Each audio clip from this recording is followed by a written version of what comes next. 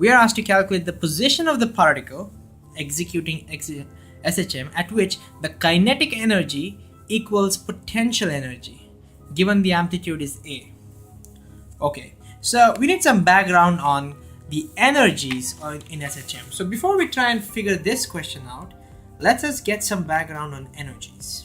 Okay, so energies in SHM. There are two kinds of energies. There is a kinetic energy and there is potential energy. So let's figure out what these things are. So I'm going to choose x equal to a sine omega t as my function. That's my SHM. Okay, so you can imagine that the particle is going in a straight line, x equal to 0 here. This is x equals a, and this is x equals minus a. Let's do that. Okay, so first let's calculate the kinetic energy. Kinetic energy, we know the formula. That's half mv squared. But what is the velocity? How do you get the velocity? We know how to get the velocity. We differentiate this equation. V is a differentiation of this. So that's a omega cos omega t. But I'll write this a little differently. That's a omega, and cos can be written as square root of 1 minus sine square, but sine square is x by a whole square. I hope you get that. Alright, so let's take the common denominator. I get a omega square root of a square minus x square divided by a square. This comes outside the root and the a cancels. So we get v equals omega times a square minus x square. And therefore we can now calculate what the kinetic energy is. Kinetic energy turns out to be half mv square. Square this guy. So omega square into a squared minus x squared. That's kinetic energy of oscillation for you. Alright, let's now calculate the potential energy. How do we do that? How do we calculate potential energy? Imagine I want to calculate potential energy at some random point over here.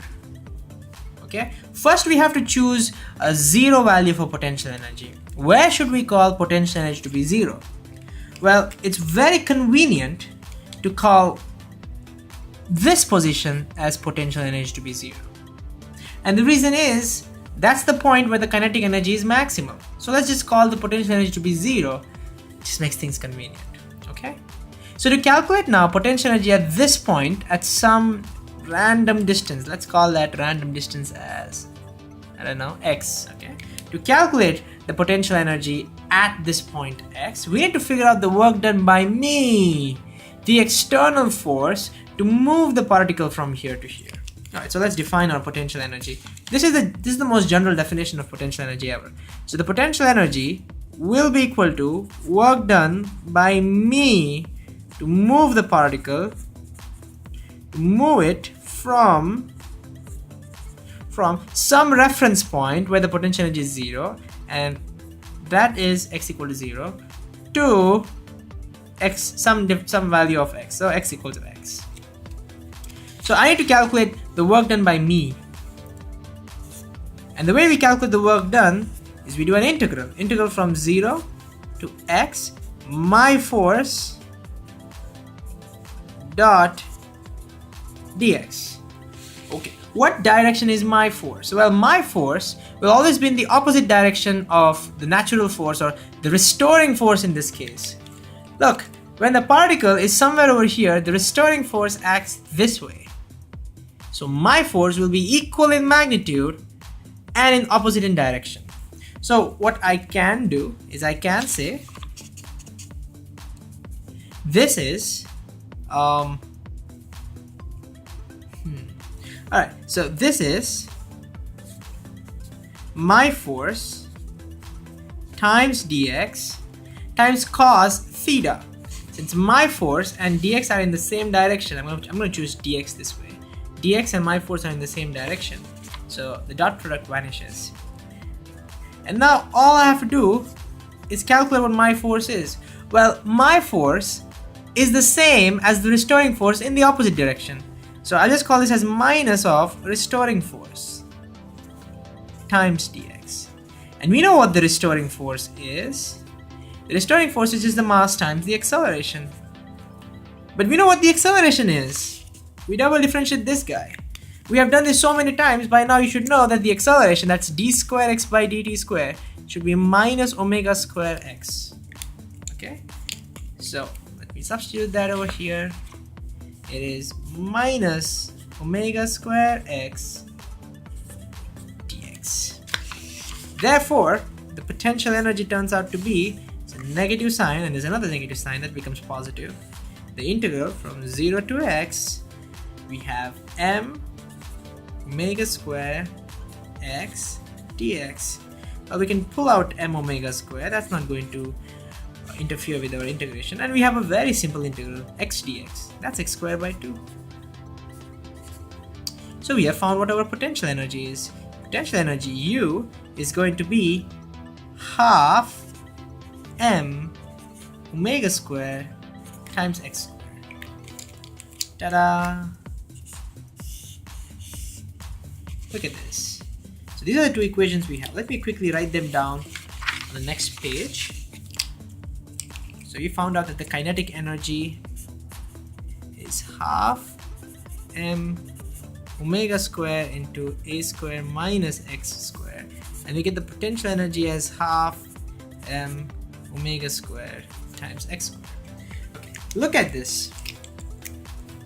We can now analyze what's going on over here.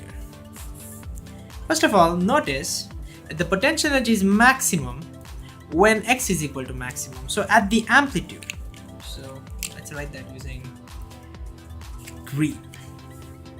So at x equal to plus or minus a, at the extreme positions, so if we draw, these are our extreme positions. At these positions, we get the maximum value for u. U is max. And if you substitute plus or minus a, kinetic energy goes to 0. So at this point, potential energy is maximum at these points, and kinetic energy is 0.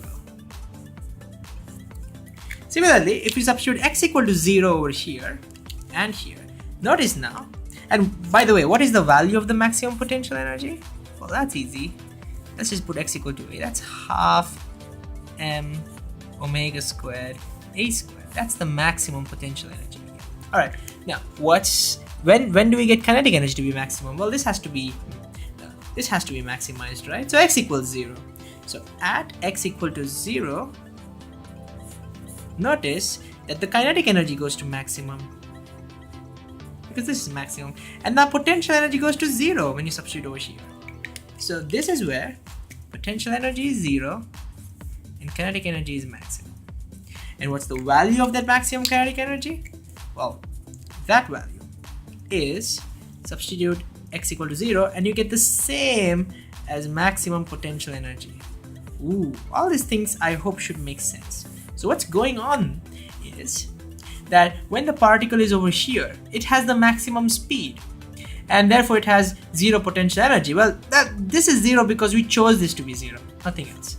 So that's okay. So we have maximum kinetic energy. When the particle is moving this way, it's trading its kinetic energy to potential energy. It's converting kinetic to potential, converting. So kinetic energy decreases, and when it reaches over here somewhere, the kinetic energy is 0 at the extreme position, and now all of it is now potential energy. So from here to here, all the kinetic energy gets converted to potential energy, and that's where we get the same answer. So you now notice why u equal to 0 and x equal to 0 is one of the most convenient places to choose our reference. Alright, we can do one more thing. We can calculate what the total energy is. The total energy, by definition, would be sum of all the energies, and there are only two energies possible.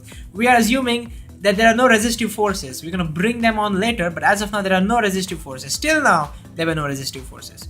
Okay, so what's the total energy? Total energy turns out to be kinetic energy, that's this one, plus this one. Well, if you notice carefully, half m omega square is going to get pulled out. So let me just write that out. Half m omega square gets pulled out, and you have kinetic energy which has a square minus x square, and you have potential energy which is plus x square, and these two cancel out, and the total energy turns out to be half m omega square times a square. That's it. These two cancel out. Okay, that means notice that the total energy is a constant. It doesn't change is a constant. It doesn't change with time or velocity or position or whatever. Look, it's just a constant, omega n. So what's the total energy here, here, here, here, here? Everywhere same. So the total energy is T, it's the same. Everywhere you take, the total energy is just gonna remain the same. That makes a lot of sense. This is the total mechanical energy.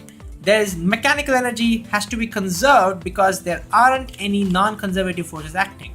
These restoring forces must be only conservative forces. So total energies remain the same. That's not true if there are resistive forces. In reality, there is air resistance, there's friction. These resistive forces are neglected, then the total energy remains a constant.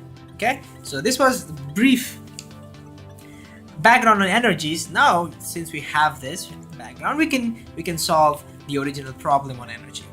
Let's do that in the next video.